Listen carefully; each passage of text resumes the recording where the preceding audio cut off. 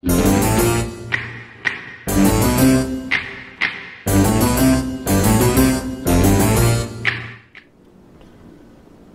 à tous et bonjour à toutes et bienvenue dans le port de Kronstadt, dans le port de Saint-Icos, et nous avons sous nos yeux ébahis le Lexington.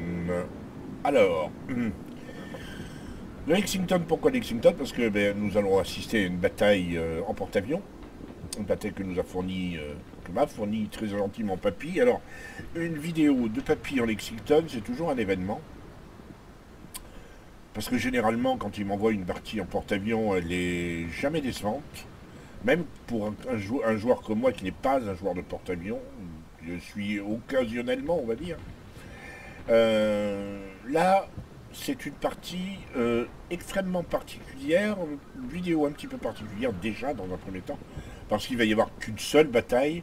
J'ai pensé que deux batailles de porte-avions sur la même vidéo pouvaient être un tout petit peu excessif et extrême pour des non-joueurs de porte-avions qui peuvent s'intéresser sur une bataille, le temps d'une bataille, mais j'ai un peu peur que deux batailles soient un peu beaucoup. Donc je vais en mettre qu'une, mais celle-là, je vous prie de le croire, elle est impressionnante, même pour les joueurs qui ne connaissent rien en porte-avions. Vous allez assister véritablement à un grand moment. Deuxième petite précision, n'oublions pas que nous avons donc affaire à un porte-avions de tier 8. En d'autres termes, qui dit porte-avions de tier 8 dit susceptible d'affronter des tiers 10 et des tiers 9 en termes de navires. Alors, il aura un porte-avions du même tiers en face de lui, naturellement, mais ça ne signifie pas qu'il aura un adversaire, un porte-avions facile à gérer. Et ça signifie par contre qu'il va y avoir des cuirassés, potentiellement des cuirassés, des croiseurs, qui ont des antiaires fumées et qui peuvent poser de très gros problèmes à un navire comme le Lexington, qui est avec des avions tier 8, donc forcément, ça risque d'être chaud. Allez, sans transition, on attaque la bataille et on se retrouve à la fin pour les écrans.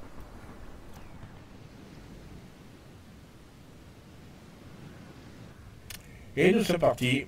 Nous sommes à bord du Lexington de Papy, donc un de nos deux spécialistes porte-avions. Et nous sommes dans une bataille de tier 8 avec face à lui un Lexington, Richelieu Tirpitz, Admiral Hipper, Shen Yang, qui est le panasiatique, le destroyer panasiatique de tier 8. Nous sommes sur une map appelée Nord avec capture de base. Et on est parti pour une partie assez compliquée. Alors, ce qui est intéressant, c'est de voir ce que va faire Papy. Parce que théoriquement, vous voyez cette île qui est sur sa gauche, en I3, c'est généralement là que se mettent les porte-avions. Or, c'est visiblement pas là qu'a l'intention d'aller Papy. Bon, là, il a sorti son chasseur après son torpilleur. Visiblement, il a décidé, alors on va prendre la main, on va suivre les torpilleurs et le chasseur.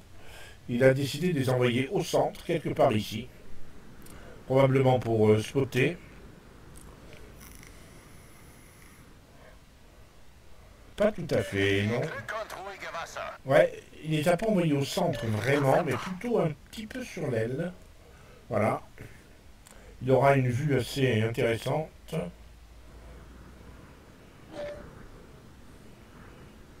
Voyons, un petit peu. Donc, effectivement, déjà, Leningrad qui est... c'est beau ça. Vous avez vu comment le torpilleur s'est précipité. Et à mon avis, voilà, il ralentit, il n'ira pas. J'essaie de voir le bombardier, j'essaie de voir où est le chasseur maintenant. Le chasseur qui est ici, un tout petit peu sur le côté. Et il surveille le chasseur ennemi. Voilà. Et il va essayer d'intercepter. Il a positionné son torpilleur de manière à tirer le chasseur. Le torpilleur qui s'en va chercher, non. Oui, non. Eh oui, il va chercher le DD. C'est des Shen Yang.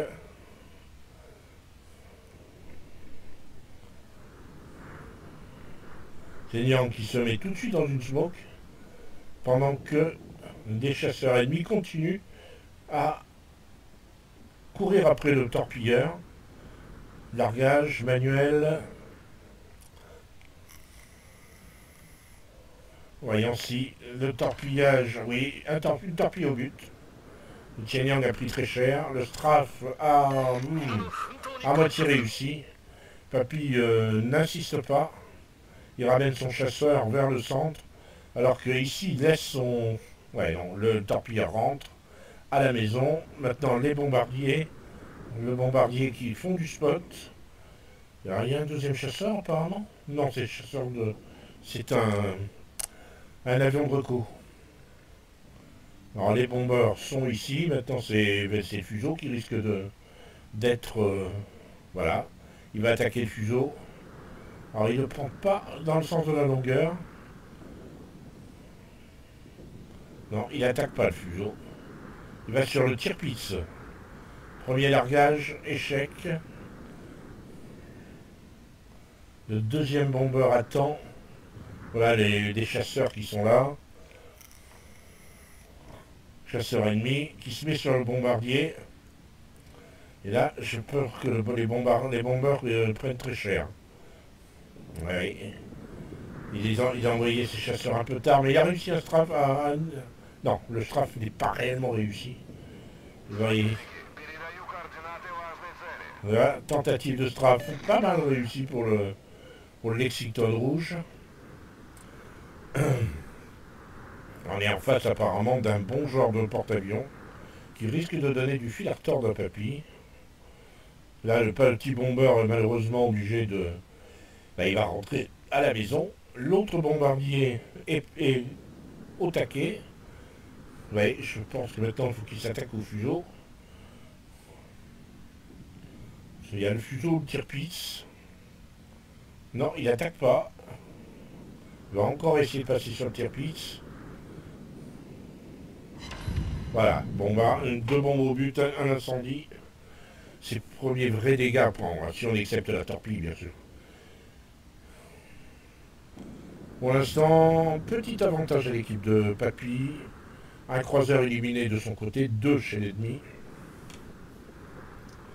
Et déjà, voilà les torpilleurs qui ont refait leurs ressources et qui viennent chercher le... Alors évidemment, je dirais de Leningrad, mais parce que c'est dans la direction, mais vous savez que Papy, c'est assez circonstanciel.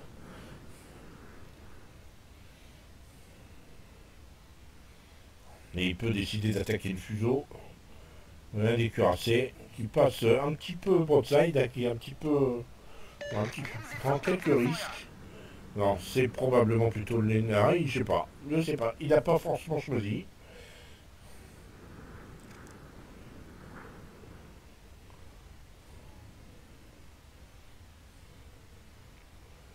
On suit le torpilleur autant que possible.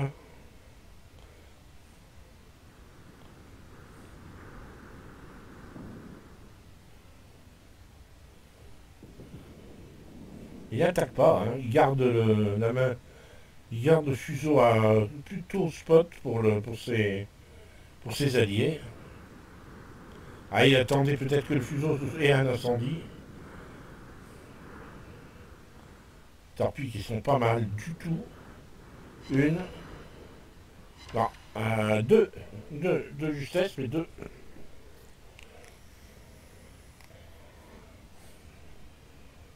Alors, attention, parce qu'il me semble avoir vu quelque chose sur le bord. Ce doit être Xianyang. C'est encore vivant, Xianyang? Non. Oui, oui. Si, toujours vivant. Et voilà les bombardiers maintenant qui reviennent.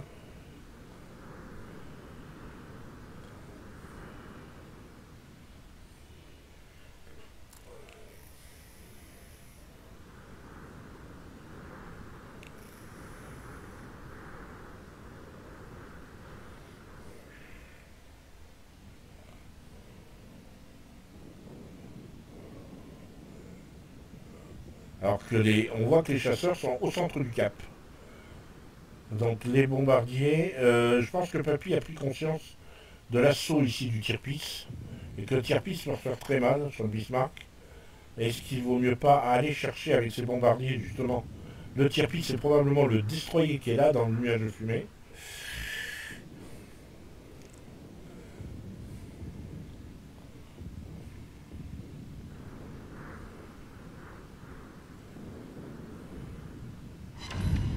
et d'un bombe et un incendie supplémentaire sur le Tirpitz, qui est visiblement sa cible préférentielle pour l'instant. Hein. Là, on voit sur la minimap que les torpilleurs ont quitté le porte-avions de Papy. Voyons un petit peu.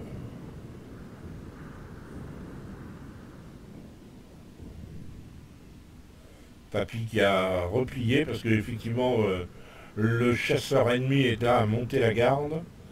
Alors est-ce qu'il va envoyer ses chasseurs?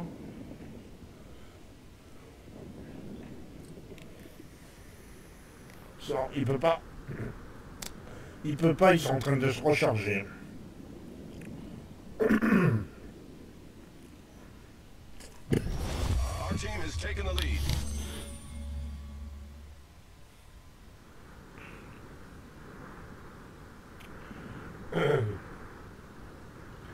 Le Bismarck vert qui va couler. Pardon, le Bismarck vert qui coule. Le Lexington de sortie. Un petit avantage. L'avantage est malgré tout à l'équipe verte. Hein. Apparemment, le Lexington est incontestablement client très sérieux pour Papy. Le Strap fraté. Donc là, il y est, il y va, il y va, il y va.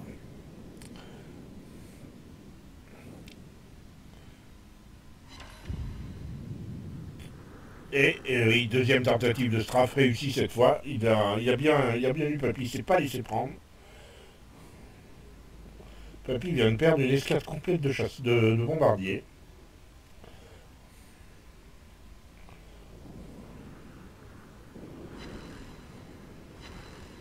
Et il désengage. Et il a désengagé pour aller essayer de faire un trap sur les torpilleurs. C'était assez énorme. Torpilleur qui va essayer de... Ouais, et Papy est allé se mettre sur le bas-côté, on va le voir, mais d'abord on va regarder le résultat du torpillage du Tirpitz. 2 nouvelles torpilles, voie d'eau. Cette fois, là, je pense... Ouais, Tirpitz est en train de cesser de se soigner, mais... voie d'eau plus incendie, je pense que le Tirpitz ne s'en tirera pas. On va regarder, il essaye désespérément de sauver ça. Voilà. Et on voit que Papy est sur le bas-côté, là, ici, derrière l'île.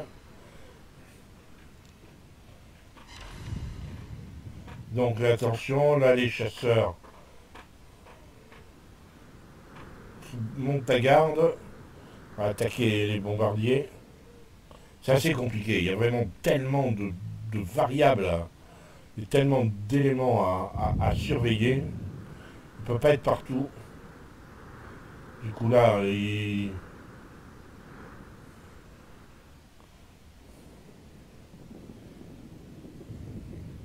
se met, il tente un strafe, mais c'est raté.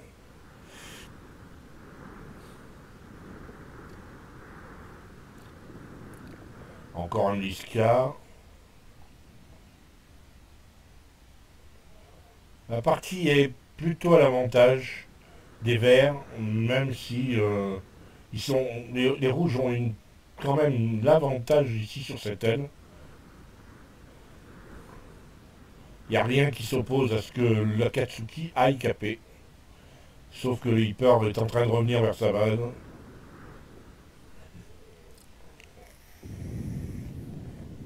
Alors, est-ce qu'on a des torpilleurs qui viennent de quitter Lexington. Je vais réduire la minimap. Les chasseurs, eux, nous sont ici. Je pense que Papy aurait intérêt à aller attaquer le Hyper. Le Hyper qui bouge pas. Il monte à garde, mais il ne va pas chercher Akatsuki. Il ne sait même pas si ça se trouve encore qu'il y a Akatsuki.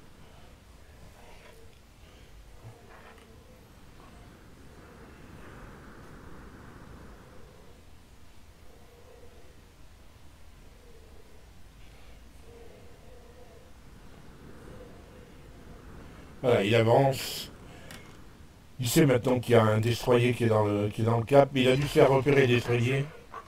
Alors que les bombes ont frappé ah ouais, on l'a raté. Les bombes ont frappé le le Bayern. Voilà les torpilles maintenant. Il faut sortir un... S'il peut sortir le Bisca avec le torpilleur,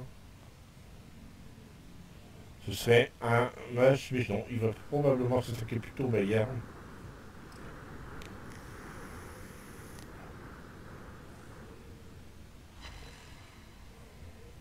Pour l'instant, les chasseurs sont en train de se développer, c'est bien. 3 torpilles, 4 torpilles au but sur un Bayern. Les frappes des vases. Accessoirement, le Lexington est de se prendre une torpille. Le Lexington ennemi a réussi à passer les défenses, à aller chercher le Lexington de Papy. C'est énorme. Ah, c'est un sacré bras de fer, hein, parce que c'est pas complètement gagné, d'autant qu'il y a ici une partie intéressante entre le Hyper et la Katsuki. Le Hyper qui est en train de tirer sur le Lexington.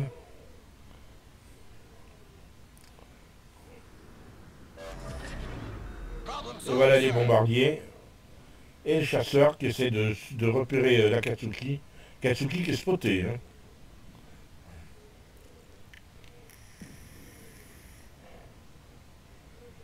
Là, on suit des chasseurs.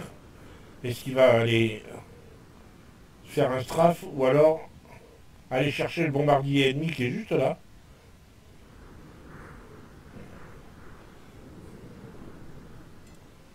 Il est prêt, oui, il s'attaquait au chasseur ennemi.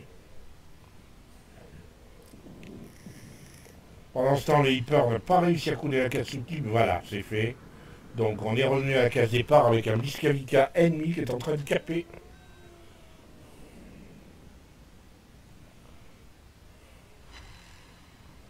Là, on regarde les chasseurs. Le Hyper tire toujours sur le Lexington. C'est de sortir le Lexington, c'est un petit peu chaud pour lui. Maintenant. Mais il n'a pas encore ses avions qui sont sortis. Est-ce qu'il va avoir le temps de sortir ses avions avant d'être détruit? Et est-ce qu'il va être détruit? Voilà, il a réussi à défaire pendant toute la dernière escadrille du Lexington. Maintenant, il faut sortir le Hyper à la torpille. Il n'y a pas le choix. C'est un moyen de se sortir de là. C'est peut-être engagé un petit peu trop la papille sur ce coup.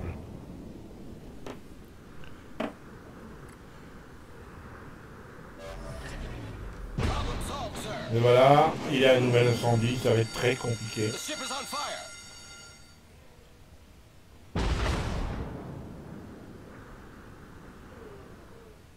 Il a attendu que le Hyper accentue son virage. Ouais, bien joué. 3 torpilles au but et une voie d'eau. Mais il a éteint tout de suite sa voie d'eau. Le bombardier vient finir le travail. Allez, 1300, ça se fait. Voilà, bravo. 3e tir. Il s'est sauvé sa vie. Maintenant, il va falloir qu'il éteigne l'incendie. À moins que le Lexington ne l'achève. Il a plus ses chasseurs. Pour le protéger, ils sont un peu loin. Voilà, Lexington qui devrait l'achever. Ah, quoique. Ouais, c'est fini pour les Lexington de Papy. Non, c'est pas fini. Il lui reste 900 points de structure. Et il est éteint. 900 points de structure. Et l'incendie est éteint. Oh, c'est miraculeux. C'est vraiment miraculeux.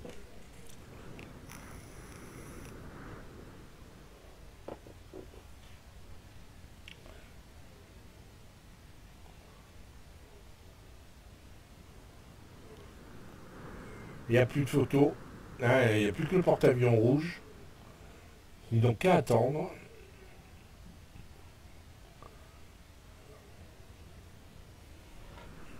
Il n'y a plus qu'à attendre. Voilà les chasseurs du porte-avions.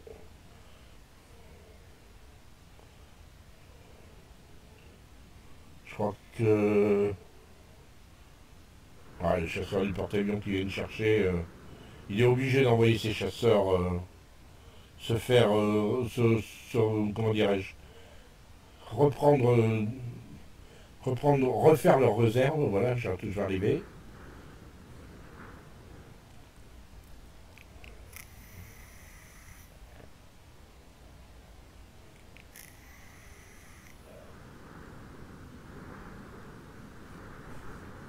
Maintenant, il faut trouver le porte-avions ennemi.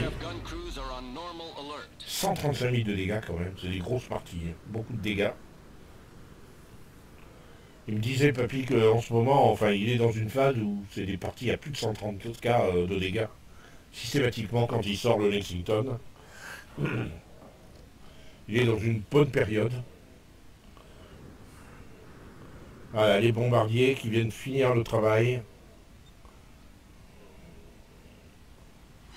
Voilà, voilà. Le Lexington aura clairement été très très bon dans cette affaire.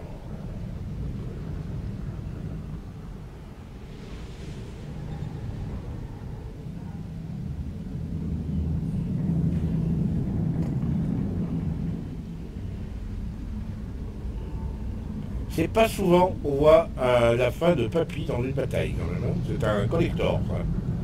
Il reste 48 secondes, on va quand même vivre la fin de cette bataille.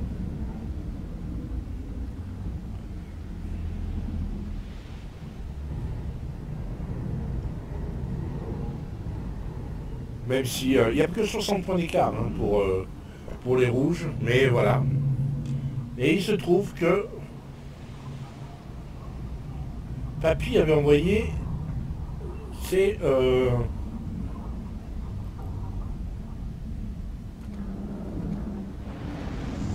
Alors, on peut pas aller sur les avions quand ils sont quand même... Voilà, fin de la bataille, il reste 7 secondes. Lexington était en face, était vraiment énorme.